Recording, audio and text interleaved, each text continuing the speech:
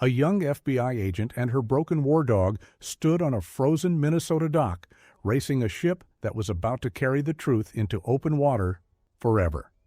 Then the dog froze, ears up, and threw himself at a sealed steel container everyone swore was empty. Inside, something knocked back.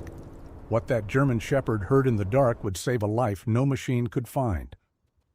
If you believe God still sends help through the most unlikely souls, leave an amen. Winter came early to Aurora Bay that year, the way grace sometimes arrives before anyone has earned it.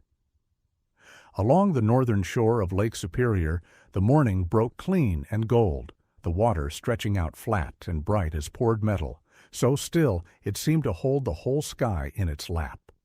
Frost laced the birch trees on the bluff above the marina, and the cedar-shingled houses of Marin Bluff wore their first dusting of snow like something blessed. People in this part of Minnesota like to say the lake had moods, and that morning its mood was innocence, a wide, glittering calm that made it almost impossible to believe anything unkind could happen here. Which was, of course, exactly when it did. At 6:14 a.m. While the chimneys breathed their soft gray ropes of smoke and the gulls argued over the breakwater, a charcoal Range Rover sat in a heated driveway behind a house worth more than most people earned in a decade. By 6:15, it was gone. No alarm, no shattered glass, no engine roar to wake the street. A young man in a dark coat had walked up the drive with a small device that whispered to the key fob sleeping on a kitchen counter, amplified its quiet voice across 40 feet of stone, and told the vehicle a lie it was built to believe. 47 seconds. That was all it took for the lake's innocence to become a crime scene no one had noticed yet. If a story about loyalty, loss, and the quiet ways the broken find each other speaks to you, tell us in the comments where you're watching from this morning. And stay with us to the end, because nothing here is what it first appears. Jessica Ward arrived at the Aurora Bay field office 2 hours later, carrying a paper cup of coffee she had no intention of drinking and a case file she had read 4 times already. She was 28, though the men in the bullpen seemed determined to round that number down whenever they looked at her.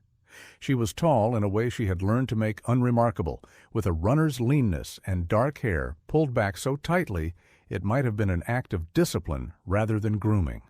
Her skin was pale from a season of fluorescent light in early mornings, and there was a stillness to her face that strangers mistook for coldness and her superiors mistook for confidence.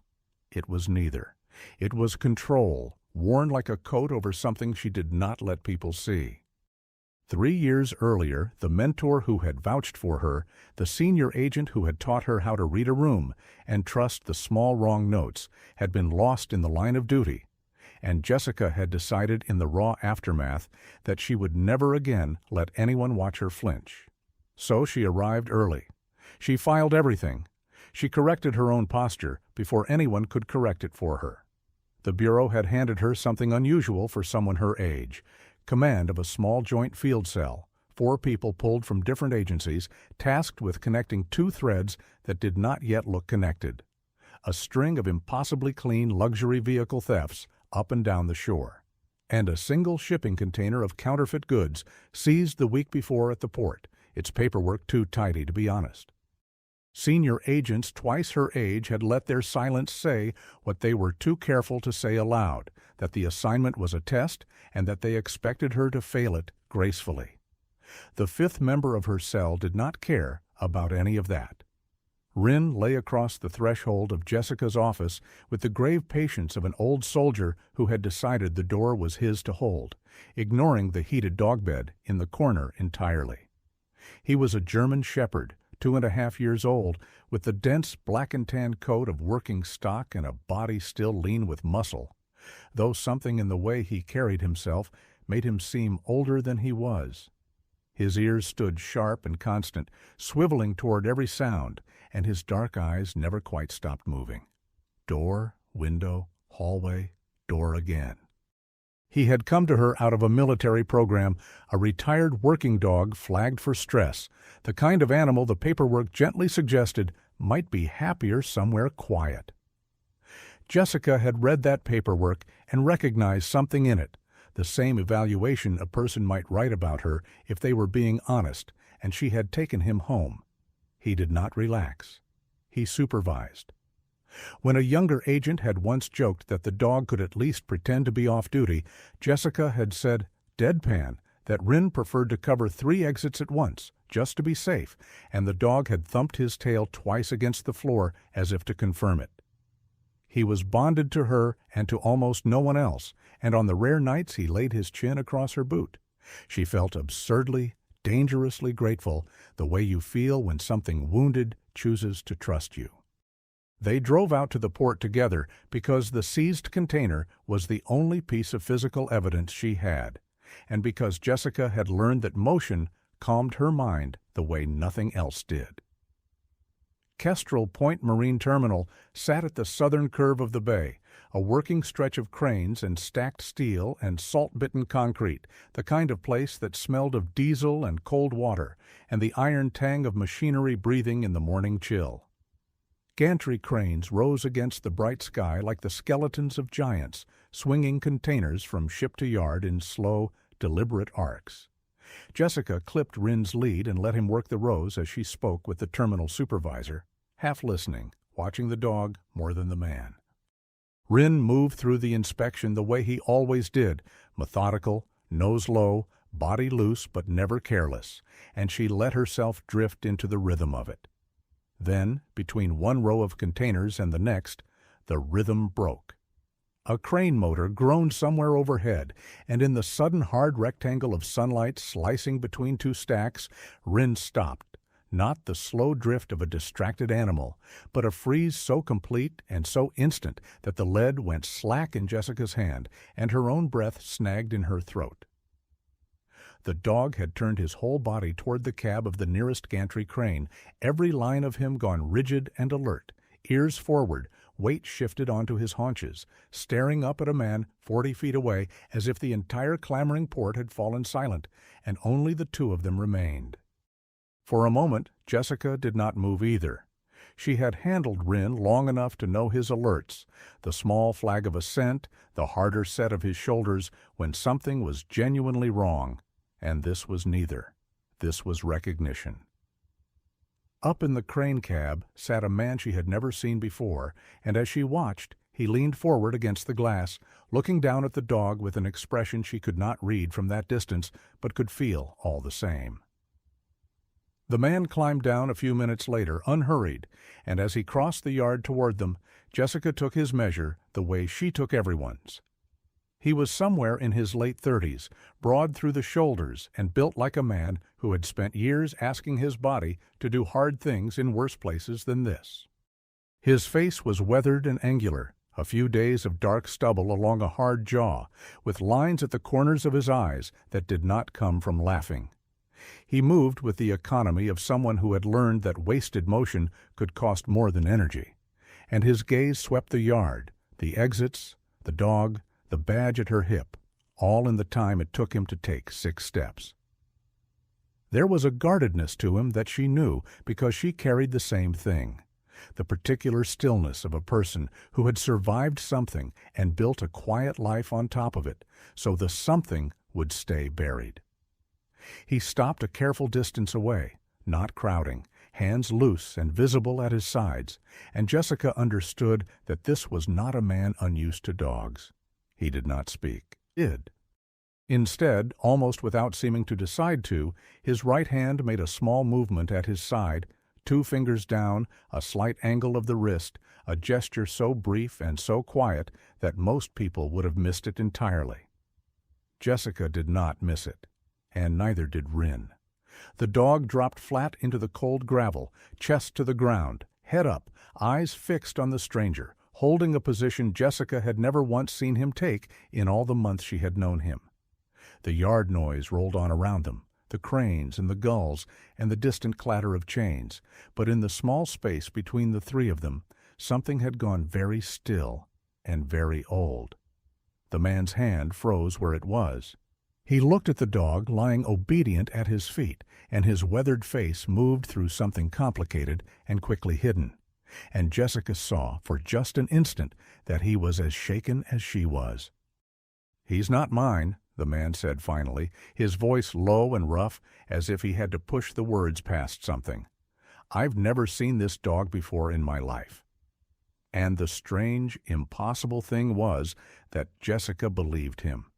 She would have asked his name then, would have pressed, but Ryn chose that moment to break his own stillness. The dog rose, shook himself once, and walked away from both of them with sudden purpose, lead trailing, down the row of containers staged near the water's edge for the afternoon's outbound ship. He stopped at one of them, a battered steel box marked on its manifest as household goods cleared for export, already scanned, already signed off, already declared empty of anything worth a second look. He sat down in front of its sealed doors and would not move. Jessica crouched beside him and checked the seal and the paperwork, and everything said the container was nothing at all, and the dog at her knee, trembling very slightly, told her with every line of his body that everything was lying.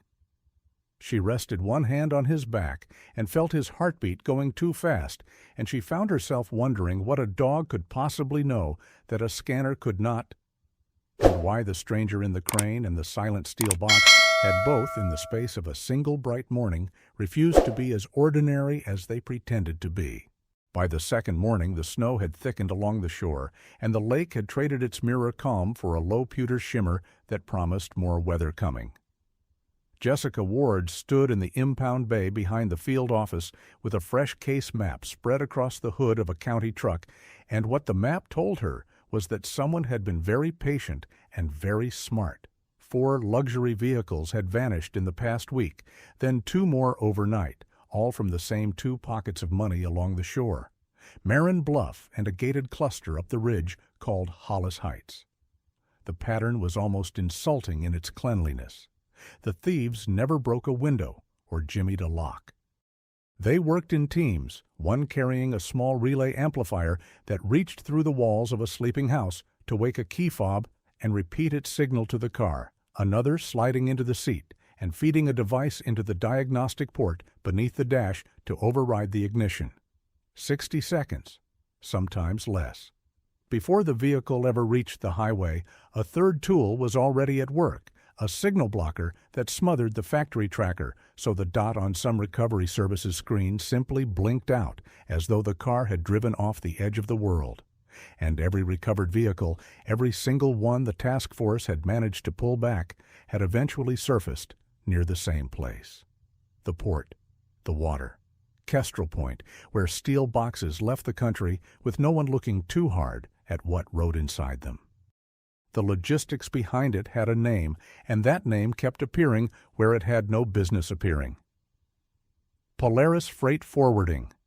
It was stamped on the bills of lading for the seized counterfeit container, and when Jessica's analyst cross-referenced the shipping paperwork tied to the neighborhoods near the thefts, Polaris surfaced there, too, again and again, a quiet thread running under everything. The company had a glass-and-steel office near the terminal and a director named Curtis Vane, a man Jessica met that afternoon and disliked within 90 seconds, though she kept it off her face. Vane was in his 50s, trim and expensively kept, with silver hair combed back from a tanned forehead and a charcoal suit that looked out of place in a working port. He smiled too easily and shook her hand a beat too long, and he had a lawyer seated beside him before she had finished her first question, a pale young attorney who said, "My client has nothing further to add." So often it began to sound like punctuation. Vane was all warmth and no information. But as Jessica gathered her folder to leave, a young woman crossed behind the glass partition carrying a stack of manifests, and Vane's assistant murmured something to her, and the woman's eyes flicked to Jessica's badge and then quickly away. "Danny handles the paperwork," Vane said smoothly, following her gaze, his voice somehow making the sentence feel like a door closing. Jessica filed the name. "Danny Okafor, She found it later in the company directory, alongside a note in the seized shipment file that a logistics clerk by that name had flagged a discrepancy in a cargo declaration 3 weeks earlier, and that the flag had quietly disappeared from the system afterward. Then, in the impound bay where everything was supposed to be settled, Ryn lifted his head from the cold concrete, and a sound came out of him that was not a bark and not a growl, but something lower, a single hard exhale through the nose, and he was on his feet and moving before Jessica could speak, straight to a silver sedan that forensics had already cleared, already tagged, already written off as clean. And he sat down in front of it, rigid, trembling, and would not look away. Jessica felt the bottom drop out of the morning. The car had been processed. 2 technicians had gone over it and signed it off, recovered abandoned on a service road, nothing of interest, scheduled for release. And here was her dog sitting in front of it as though it were the only true thing in the building. She crouched beside him and laid a hand on his shoulder and felt his heart going hard against her palm, and she made a decision she could not entirely justify, and called the technicians back. They were not pleased. The senior one, a heavy-set man with a clipboard and the put-upon patience of someone who had been second-guessed by younger agents before, pointed out that the vehicle had passed every check. Jessica asked them to run the chemical swabs again anyway, around the door frames and the dash, and to look harder at the vehicle identification number. There was a long silence after that, and then the senior technician's face changed. The VIN plate under magnification showed the faint ghost of a previous stamping beneath the current one. The metal had been ground down and restruck, the original identity scoured away, and a false one pressed over it. The swabs came back carrying traces of the solvent used to lift and alter such marks, a sharp industrial residue that no scanner had been programmed to flag, but that a dog's nose, it turned out, had read like a printed sentence. The car's registration, its history, its tidy, clean record, all of it was a costume stitched over a stolen body. The vehicle had been laundered, given new papers and a new number, and it had very nearly walked back out into the world wearing them. And the only reason anyone knew was that a retired working dog with stress in his file had refused to believe what the machines insisted was true. Jessica stood in the bay for a long moment after the technicians left, one hand still resting on Ryn's back, and let herself feel the size of what had just happened. She had taken this dog because no one else wanted him, because the paperwork said he was too damaged to be useful, and she had told herself it was mercy. Now she understood it might also have been the smartest thing she had ever done, and the thought unsettled her more than it comforted her, because it meant trusting something she could not measure or defend in a report. She did not yet have language for what Ryn did. She only knew it was real, and that it had arrived faster than her own training, faster than the forensics, faster than anything she could put on a form for the senior agents who were waiting for her to stumble. She took the Discovery to the port that afternoon because the laundered car had ridden in on a Polaris manifest, and because she wanted to walk the container yard with her own eyes before she built a theory she could not unbuild. She found Mac Doyle there again, of course. He was up in the gantry cab when she arrived, and he came down when he saw her, wiping his hands on a rag, his weathered face carefully neutral. In daylight, she could see him more clearly than she had the day before. The broad shoulders held a little stiff, the scar of an old habit in the way his eyes mapped the yard before they settled on her, the dark stubble going gray at the edges of his jaw. He greeted her with a dry, sideways humor that she suspected was its own kind of armor. When she mentioned the dog, his mouth tightened, and he said only that he had grown up around working animals, and that some signals lived in the hands long after a man stopped wanting to remember why he knew them, and then he changed the subject so deliberately that she let him. But when she described the laundered vehicle and the false number, something in him shifted from guarded to attentive, and he walked her down the rows without being asked, and he began to read the yard aloud. He saw things her people had missed. He pointed to a stack of containers staged near the water and told her the rotation was wrong. that those boxes had been logged as inbound empties awaiting return, yet their door seals were fresh and their stacking weight, judging by how the crane had handled them, did not match anything empty. He showed her scuff patterns on the concrete, where heavy vehicles had been driven in and out of containers that were supposed to hold nothing but declared household goods. He spoke quietly and without drama, naming each detail the way a man names landmarks on terrain he has crossed under far worse conditions, and Jessica realized she was watching someone whose attention had been trained somewhere brutal and permanent, somewhere that had nothing to do with operating a crane on a quiet northern lake. He caught her watching him and stopped, and for a second the easy humor fell away and left only the careful, contained stillness underneath. "You're reading this place like a map of somewhere that tried to kill you," she said, before she could decide whether it was wise.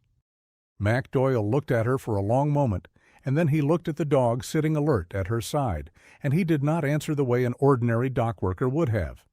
He did not laugh it off or look confused. He simply said, "Old habits," and turned back toward the crane, and the way he said it told Jessica that the habits were not old at all, and that whatever had built this man had not let go of him, and that she was going to find out what it was. The records came through before dawn on the third day, and Jessica Ward read them twice in the blue light of her office, while Ryn lay across the threshold, watching her the way he always did, as though her stillness were a thing that needed guarding. She had requested the dog's full history the night before, more out of stubbornness than hope, and what came back undid something in her chest that she had spent 3 years keeping carefully shut. Ryn was not a civilian washout. He had been a military working dog, dual-trained in tracking and detection, attached to a Naval Special Operations Unit, and his handler of record was a man named Petty Officer Daniel Reyes. Danny, the file said in one informal note, as if even the paperwork could not stay formal about him. Reyes had lost his life in the line of duty overseas. The clinical lines that followed were almost worse than the loss itself. After the deployment ended, the dog had come home unable to settle, flagged for severe operational stress, cycled through one evaluation after another, each report a little more resigned than the last, until someone had written the quiet sentence that meant the program was preparing to let him go. He was, the language suggested, a dog who had given everything and could not be put back together well enough to be of use to anyone. Jessica had read those words months ago without their context, and had taken him anyway, and now she understood why she had recognized the shape of him so instantly. She had been writing the same report about herself ever since her mentor died. Too damaged to be trusted with anything that mattered, best moved somewhere quiet. 2 wounded creatures, each carrying the absence of the person who had taught them how to stand, had found each other in a kennel run, because no one else had wanted either of them. She sat with that for a long time, one hand reaching back to rest on Ryn's head, and the dog leaned into it, and neither of them moved while the lake outside turned slowly from black to gray to gold. She drove to the port with the file on the seat beside her, not because the case required it that early, but because she needed to look at Mac Doyle while she still had the courage to. The name Reyes had stayed in her mouth all morning like a stone, and somewhere beneath the surface of her thinking, a connection had begun to form that she did not yet want to name. Kestrel Point was quiet at that hour, the crane still, frost silvering the stacked steel, the lake breathing its cold mist across the yard. She found Mac in the equipment shed with a thermos and a clipboard, and when she stepped inside with the dog at her side, he looked up, and she watched his weathered face the way she would watch a suspect, and she said gently that she had read the dog's records and that his handler had been a petty officer named Daniel Reyes. The thermos stopped halfway to his mouth, and in the gray shed light, Jessica saw the exact instant a man's carefully built quiet came apart, not loudly, not all at once, but in a single sharp intake of breath and a stillness so total that the only sound left was the slow drip of meltwater from the eaves, one drop, then another, marking out the silence between what he had buried and what she had just dug up.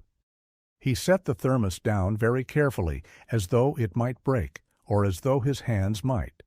For a moment he did not speak at all, and Jessica did not push him, because she had learned in her own grief that the truth came faster when no one chased it.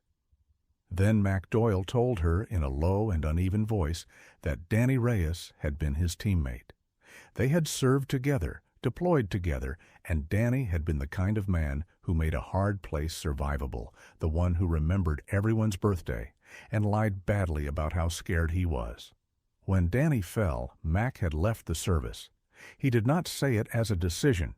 He said it as a thing that had simply happened to him, the way a building comes down after the load-bearing wall is taken out.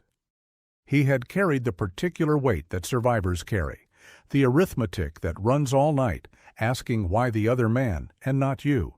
And he had drifted north to a quiet lake and a job operating a crane precisely because it asked nothing of him but attention and let him be useful without being known.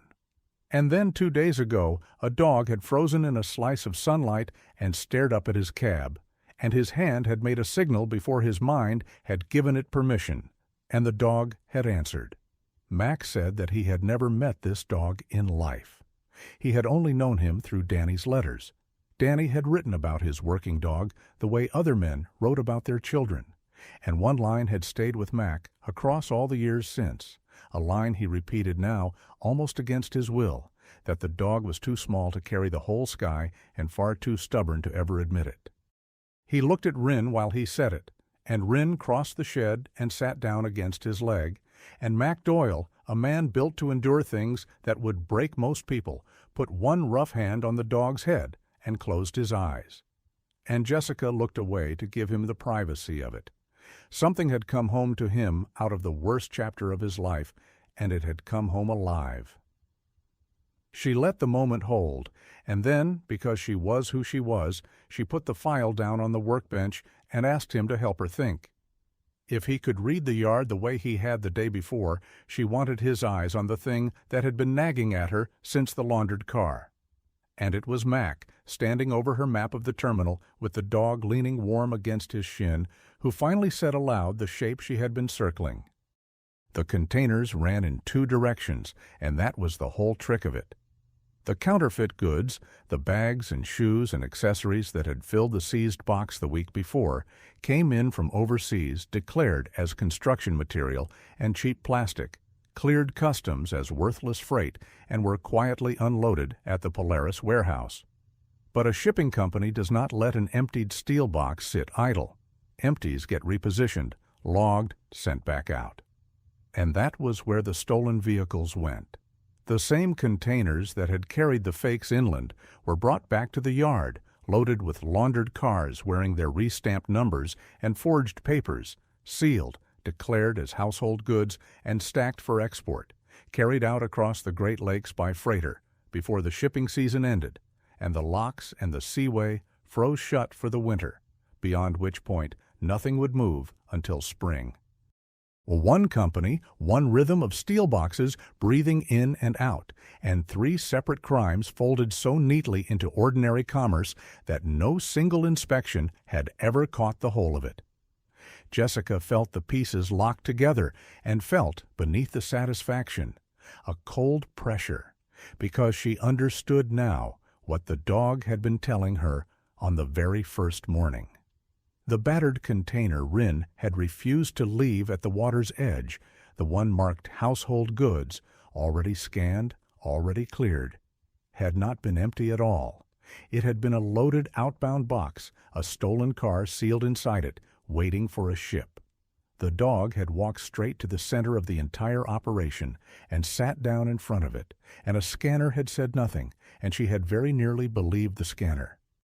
The understanding should have felt like victory, and for an hour it almost did. Jessica drove back to the field office with the architecture of the case finally clear in her mind, ready to build the affidavit that would let her tear the yard open. But the clarity curdled the moment she sat down to write, because she realized she had a perfect machine and no human hand to pin to its levers. Everything she had was circumstantial: patterns, paperwork, a dog's certainty she could never put before a court. Vane was insulated behind his lawyer and his shell companies. The thieves were anonymous and replaceable. The manifests were forged by people who left no fingerprints on the lies they typed. To turn the whole construction into a prosecution, she needed someone on the inside, someone who had touched the false declarations and could say so under oath. And there was exactly one name in all her files that fit. Danny Okafor, the young logistics clerk who had flagged a discrepancy 3 weeks ago and watched her own report vanish from the system. Jessica reached for the phone to arrange a quiet conversation with her, the kind that might crack the case open from the soft inside, and as she dialed the Polaris number, her analyst leaned into the doorway with a strange look and said that Okafor hadn't shown for work that morning and hadn't answered her phone, and that her apartment manager said her car was still in its space, but the woman herself was simply, suddenly, nowhere to be found. Curtis Vane was a careful man, and careful men do their worst work in the dark.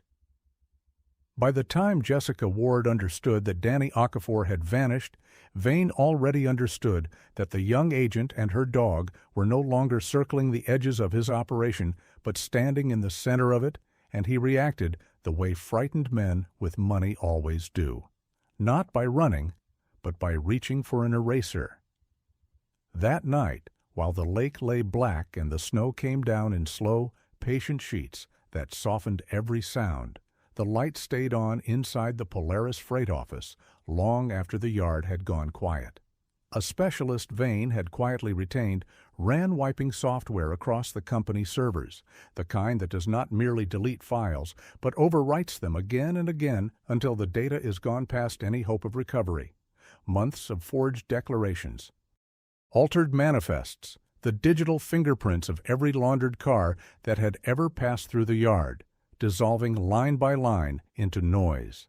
In the back office, the document shredder ran for hours, its mechanical chewing the only sound in the building, as Vane fed it the paper records by hand, contracts and bills of lading, and the small incriminating notes that no server had ever held. And the people who worked for him were brought in one at a time and spoken to in low, reasonable voices, told what they had seen and what they had not seen, told the clean, simple version of events they would repeat if a federal agent ever sat across from them, told it in a way that made the alternative sound like something they did not want to find out. Fear is its own kind of software. By morning, the truth would be overwritten in the servers and in the staff alike, and Curtis Vane intended to be a man with nothing left to find. Jessica spent that same night in the field office building a wall against him out of the only material she had, which was certainty without proof. She had pulled her cell together and laid out the architecture of the case, the two-way containers, the laundered vehicles, the single company breathing the whole thing in and out, and she had watched the senior agents listen with the patient skepticism of men who had heard confident theories before. The supervising agent in charge, a graying veteran named Holt, with the steady, unhurried manner of someone who had learned to distrust momentum, told her plainly what she already knew. Everything she had was circumstantial. The physical evidence was thin. The paperwork was already, he suspected, being destroyed as they spoke, and the one witness who could have turned pattern into testimony was missing. He was not unkind about it. He simply said that they would do this correctly, that they would build the warrant the right way, that they would not tear open a private terminal on the strength of suspicion and a hunch, because a mistake at this stage would not just lose the case, it would end her. Wait for the paper, he told her. Do it clean. And Jessica, who had spent 3 years doing everything clean precisely so that no one could ever watch her fall, felt the old discipline close around her like a hand, and almost obeyed. Then Ryn, who had not settled all night, rose from the doorway with his ears pinned forward and crossed to the window facing the bay. And from somewhere down at the water came the long, low, shuddering blast of a ship's horn cutting through the snow. A single mournful note that rolled across the dark town and stopped every conversation in the room. And in the silence that followed, Jessica understood, with a cold that started in her stomach, that the deadline she had been treating as a date on a schedule was a living thing that had just announced itself. The ship was the Polaris Aurora, a Great Lakes feeder vessel, and it was scheduled to depart before the shipping season closed, before the locks and the seaway iced over and sealed the inland waters off from the ocean for the winter. Jessica had known the date for 2 days. What she had not let herself feel until that horn was what the date meant. Once that vessel cleared the breakwater, it would carry its sealed containers out across the lakes toward open water, and everything inside them would pass beyond her reach. The laundered cars, the last physical evidence the wiping software could not touch, and quite possibly something far worse. Because the question that had been sitting in the back of her mind all night had just moved to the front of it. A missing witness, a company desperate to make her silence permanent, a ship about to leave for international waters carrying boxes large enough to hide anything at all. She did not say the thought aloud. She did not have to. Mac Doyle, who had come to the field office as a civilian after she called him, who knew that yard and that vessel better than anyone in the building, met her eyes across the room, and she saw that he had arrived at the same place she had, and that it had aged him.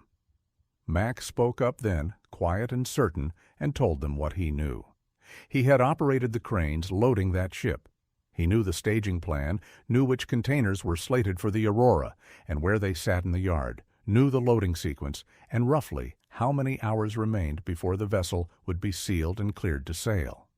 He could not give them a warrant, but he could give them the ground, every meter of it, and he could tell them that once a box went into the hold, there would be no getting it back out, without stopping the entire departure, and that the men running this operation knew that as well as he did.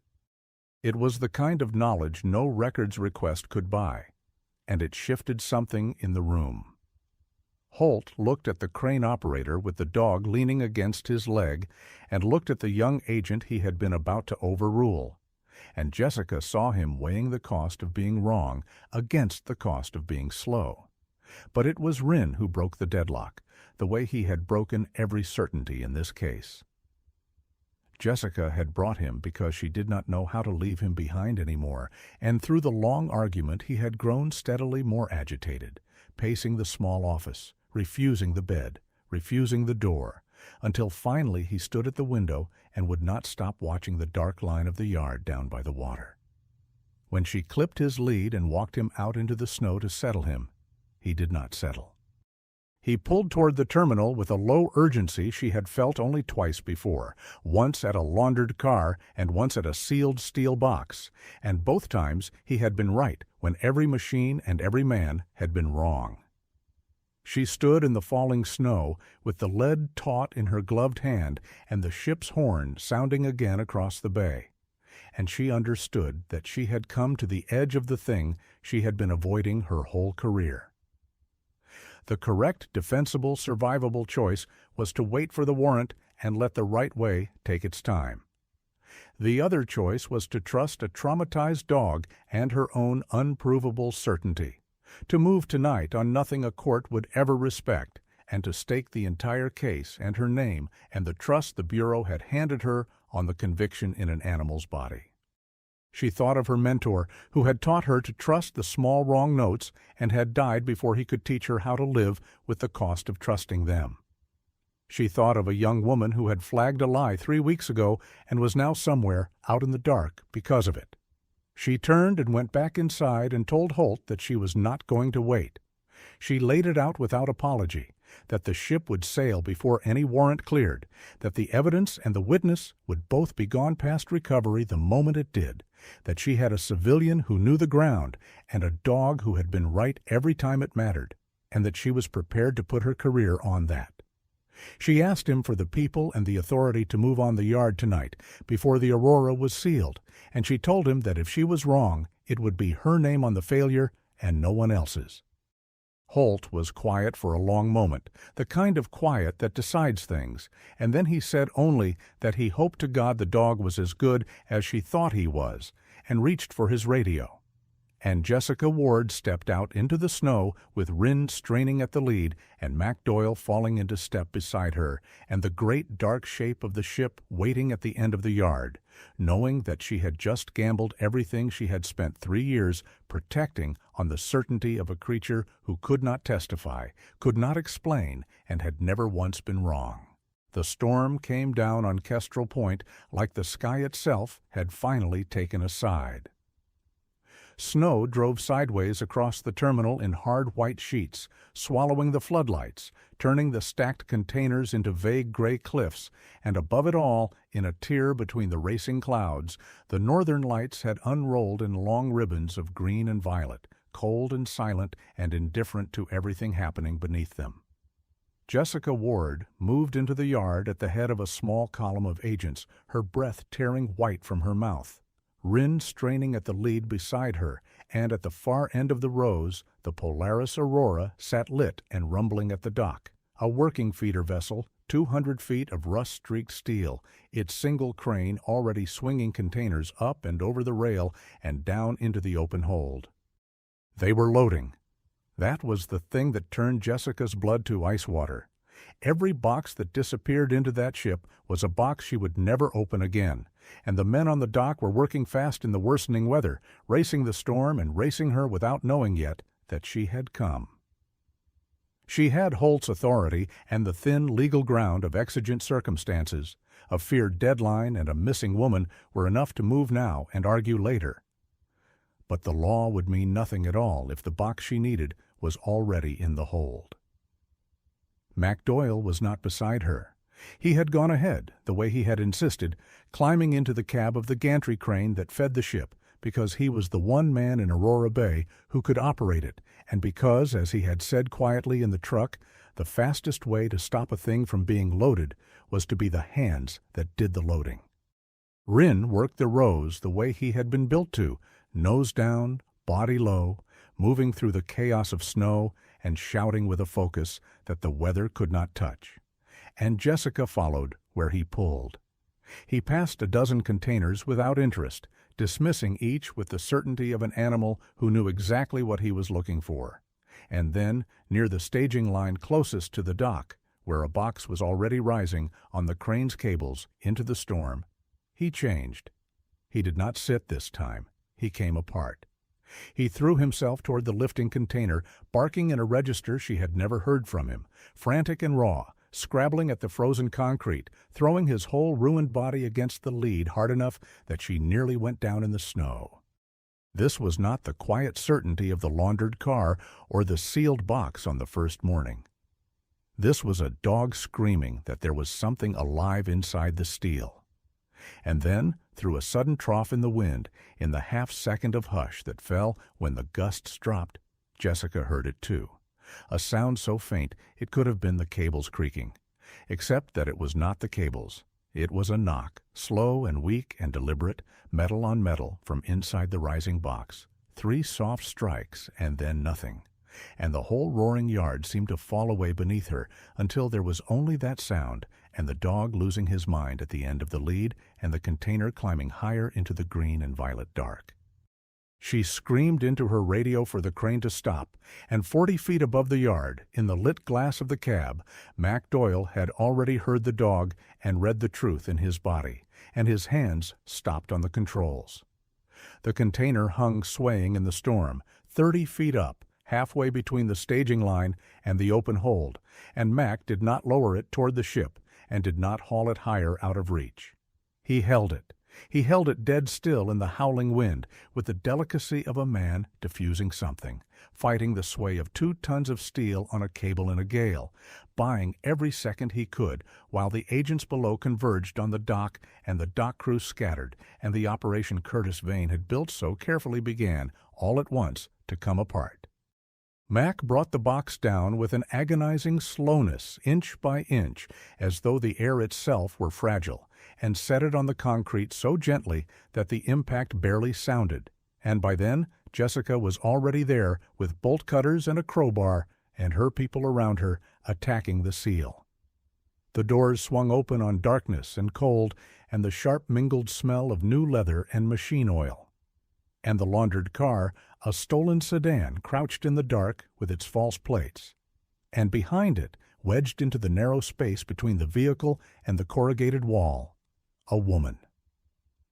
Danny Okafor was younger than her photo, slight and dark-skinned, her short hair matted, her lips gone gray-blue with cold, and she was conscious but barely, her eyes half open and unfocused, her movements slow and confused, in the way that deep cold makes a body slow. The knock had cost her nearly everything she had left. Jessica went to her knees on the freezing steel floor and got an arm around her and felt how cold she was, how close the line had come, and Danny's hand closed weakly on her sleeve, and the young woman tried to speak and managed only a few broken words before Jessica told her to save her strength, that she had her, that it was over. It was Ryn who almost did not make it through the night. In the chaos of the doors coming open, the old dog had tried to climb into the container after the woman his nose had found, hauling himself up over the lip of the steel on legs that had carried him too far already. And Jessica saw the moment his body failed him. His back end gave out, and he went down hard against the cold floor, his breath coming in ragged heaves, his eyes going dull and distant in a way that emptied her chest of air. The damaged hips, the old stress, the long cold run through the storm, the years of a body asked to do more than it had been left able to do, all of it arrived at once, and the dog who had been right every single time lay trembling on the steel, with his spirit guttering like a candle in wind. Jessica left the agents to lift Danny and dropped down beside him, pulling off her glove, pressing her bare hand against the side of his face, and for the first time in 3 years she stopped being a federal agent in command of anything. She was just a woman on a cold floor begging a dog to stay. She said his name, and then the only true thing she had, that he could not leave her, that they were the two no one had wanted, and she was not letting him go alone, and the storm screamed overhead, and the northern lights burned on, and Ryn's torn ear flicked once toward the sound of her voice, and his clouded eyes found hers, and he held on. The rest came down like a wall collapsing. Once she was wrapped and warming, Danny Okafor gave them everything Vane had spent the night trying to erase. She had not flagged that cargo discrepancy by accident. She had grown suspicious for weeks, and she had been quietly recording, and on her phone, which she had kept hidden against her body through the cold dark hours in the box, was an audio file of Curtis Vane in his own office telling her exactly what would happen to her if she ever spoke to a federal agent. It was his voice, unmistakable, threatening a witness on the eve of a federal investigation, and it transformed everything. The forged manifests had been overwritten, the paper records shredded, but a man's own threat, spoken aloud and captured, could not be deleted from the world. Agents took Vane at the dock as he tried to leave, his expensive coat buttoned against the storm, his composure finally gone, the smooth director reduced to a man shouting for his lawyer in the snow while the cuffs went on. They took the dock crew, they took the loaders and the men who had sealed the box. And inside the open container, the laundered car sat as evidence of one crime, and the counterfeit cases stacked in the warehouse Mac led them to sat as evidence of another, and Vane's recorded voice sat as evidence of the third, the 3 crimes that had hidden inside ordinary commerce, now laid open under the green and burning sky. But Jessica was barely aware of any of it. The arrests, the radio chatter, the floodlights catching the snow. All of it happened somewhere at the edge of her attention, while the only thing in the center of it was the weight of an old dog against her chest. She had pulled off her coat and wrapped him in it, and gathered him up off the steel. And he was too light in her arms, lighter than something built to do what he had just done should ever be. And she carried him out of the container and through the storm toward the warmth, and the help she prayed was not arriving too late. Mac came down from the crane and crossed the yard at a run and reached them, and the 3 of them stood together in the driving snow, the agent and the survivor, and the dog who had brought them all to this place, and Jessica pressed her face against Ryn's cold fur and felt the small, shallow, stubborn rise and fall of his ribs, and could not tell in that moment whether the dog who had never once been wrong would still be breathing by morning. Morning came to Aurora Bay the way mercy sometimes does, quietly and without ceremony, as if the storm of the night before had never bared its teeth at all. The snow had stopped sometime near dawn, and the lake lay calm again under a sky scrubbed pale and clean, the first real sun of the day spilling gold across the frozen shore and the rooftops and the long white expanse of the marina. It was the kind of morning that made the violence of the dark hours feel like something dreamed, except that the evidence of it filled every desk in the field office and every cell at the county facility. Curtis Vane did not look smooth anymore. Stripped of the suit and the lawyer's practice shield, he was just an aging man with the color gone out of his face, learning by the hour how completely the structure he had built had fallen on top of him. The recording Danny Okafor had carried against her body through the cold did what no forged manifest ever could. It spoke in his own voice, and a man's own threat cannot be overwritten. On the strength of that, and the laundered car pulled from the container, and the warehouse of counterfeit goods Mac Doyle had walked the agent straight into, the charges came down in a single crushing weight. Interstate transport of stolen vehicles, trafficking in counterfeit goods, obstruction of justice, and the unlawful confinement and coercion of a federal witness. The assets froze. The shell companies came apart under subpoena, like wet paper, and the lesson that ran underneath all of it was one Jessica had seen prove true before, that the effort to bury a crime so often digs the deeper grave that the wiping and the shredding and the threat in the dark office had turned a difficult case into an unanswerable one. The cold machinery Vane had run for years, the steel boxes breathing in and out with their hidden cargo, had finally stopped, and this time the world had not driven past it.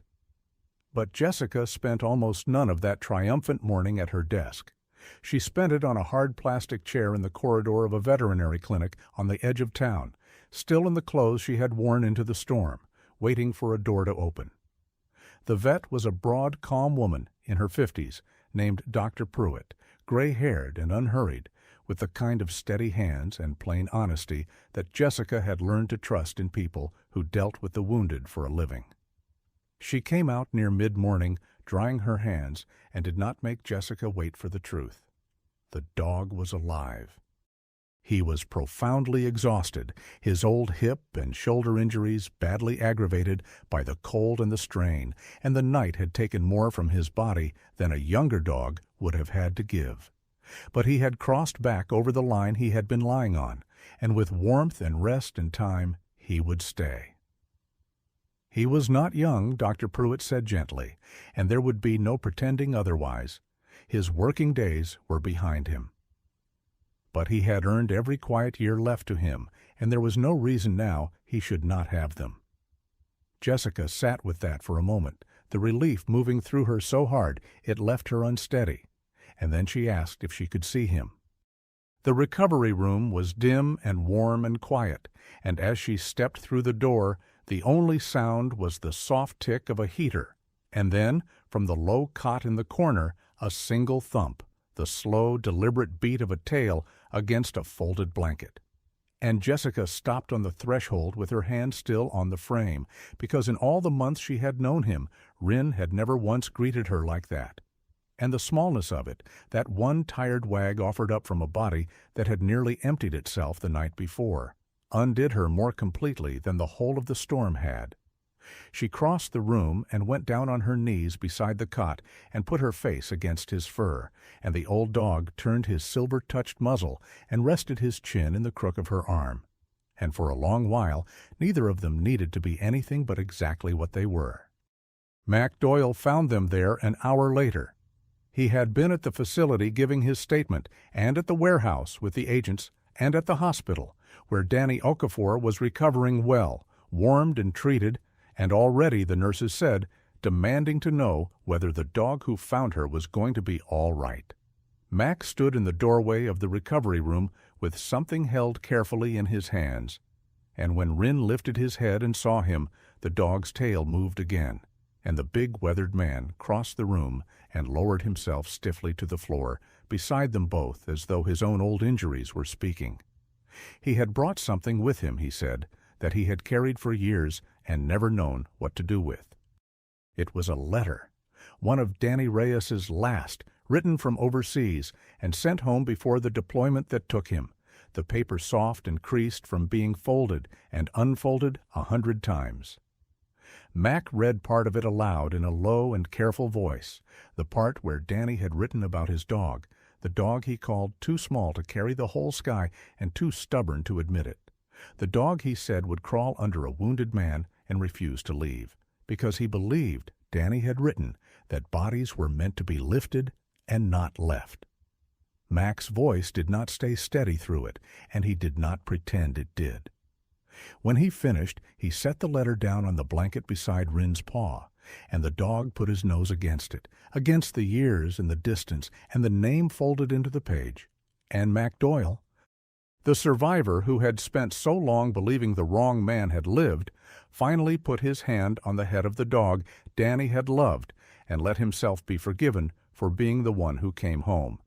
He told Jessica later, standing in the bright cold of the parking lot, that he had decided to stay. He had spent years operating a crane on a quiet lake precisely so that nothing would ask anything of him, and that had stopped working the moment a half-starved old dog froze in a slice of sunlight and looked up at his cab. There was a regional program that placed and trained working dogs that took retired handlers and gave them away to be useful to the next generation of animals coming up. And Mac was going to volunteer for it, and the office happened to be close enough to Jessica's that he would be near Rin. He said it plainly, without ceremony, the way he said everything, but Jessica heard what was underneath it. A man who had built a life around being needed by no one had found a reason to remain, and the reason had 4 legs and a torn ear, and had come back to him out of the worst chapter of his life. Alive. For Jessica herself, the recognition came in the muted official way such things come. S.A.C. Holt did not make a speech. He simply found her in the corridor and told her, in his unhurried way, that she had made the right call when every rule pointed the other direction, and that he had been wrong to want her to wait, and that this would be remembered the way good work was supposed to be. It was, from a man like Holt, an enormous thing to say, and Jessica received it the way she received most things, with a still face and a quiet thank you, but she carried it out of the building like something warm held against the cold. She had spent 3 years building a wall of discipline so high that no one could ever watch her flinch, certain that her grief had made her too damaged to be trusted with anything that mattered. And it had taken a broken dog, a dog the system had written off in exactly the language it might have used for her, to teach her that the wound was not the disqualification she had believed it to be. The thing in her that had recognized Rin in a kennel run, that had trusted his certainty over every machine and every senior agent, was not weakness. It was the very thing that had cracked the case. Her mentor had tried to teach her to trust the small wrong notes, and she finally understood that he had been teaching her to trust herself. Days later, when Rin was strong enough, the 3 of them drove up to the overlook above the town. The lake stretched out below them, vast and bright and frozen blue under a clear northern sky, the little town scattered along its shore, with its chimney smoke rising thin and gold in the still air. Snow had begun to fall again, but gently this time, each flake turning slowly in the light, like a small white ember drifting down to rest. Jessica had a new collar for him, soft leather that would not chafe the scarred skin beneath his fur, and on it she had hung the old worn tag with his name, cleaned as much as it could be cleaned, though some marks never come all the way off because they are proof a thing endured. Rin stood between them, thinner than he should have been, steadier than anyone had predicted, and he leaned his weight against Jessica's leg the way he had taken to doing, and Mac rested a hand on the dog's back, and for a long quiet while none of them said anything at all. There are some souls, Jessica understood at last, that do not need to be rescued from their past. They only need a warm place to stop standing watch alone. Below them, Aurora Bay went on with its bright, ordinary morning, and the snow came down like falling light, and the dog who had carried so much for so long finally let himself simply be held. Sometimes the things the world gives up on are the very things that save us. Rin reminded 3 lost people that no soul is too wounded to still find its way home, and that the watch we stand alone in the dark is not one we were ever meant to keep forever. If this story found a place in your heart, tell us in the comments. Who did Rin remind you of? And if you would like more stories of loyalty, second chances, and the quiet miracles that find us when we least expect them, stay with us and come back for the next one. May you find warmth in the places you have guarded alone, and may you never have to stand watch by yourself again. We live in a world that is quick to decide what is broken beyond use. A dog too damaged to serve, a young woman too inexperienced to lead, a man too haunted to belong anywhere again. The paperwork gets written, the verdict gets handed down, and the world moves on, certain it has seen all there is to see. But the story of Rin reminds us of something the world keeps forgetting. The very wound that makes a soul look useless is often the exact place where its greatest gift is hidden. Jessica was not chosen in spite of her grief. She understood that dog because of it.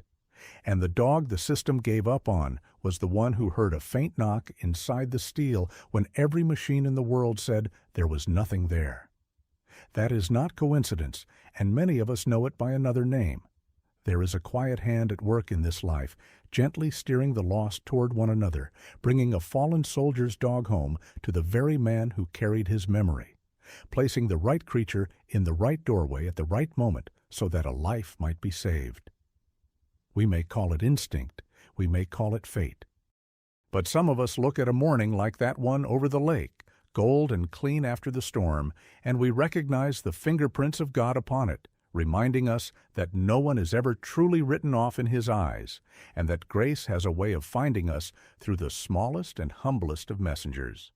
So let this story be more than something you watch today. Let it be something you carry. Be gentle with the animals who ask for nothing but a warm place and a kind hand, for they often love us more faithfully than we deserve. Be patient with the people around you who seem hardened or guarded, because you do not know what watch they have been standing alone in the dark. And be patient with yourself, especially in the places where you feel most broken, because that may be exactly where you are being prepared to help someone else. Somewhere near you today, there is a person or a creature quietly waiting to find out whether the world still holds any mercy for them. You may be the answer to that question. A single act of kindness, offered when it is least expected, can become the warm doorway someone has been praying for. If this story touched your heart, share it with someone who needs to be reminded that they are not forgotten, and tell us in the comments who Rin reminded you of, because we read them, and your story may comfort a stranger more than you will ever know. If you believe, as we do, that loyalty, love, and second chances are worth holding on to, subscribe and stay with us, and we will keep bringing these stories to you. And until we meet again, may God bless you and keep you. May He give you peace in the places you have guarded alone for too long. May He send warmth to your door and faithful hearts to your side. And may you never ever have to stand watch by yourself again.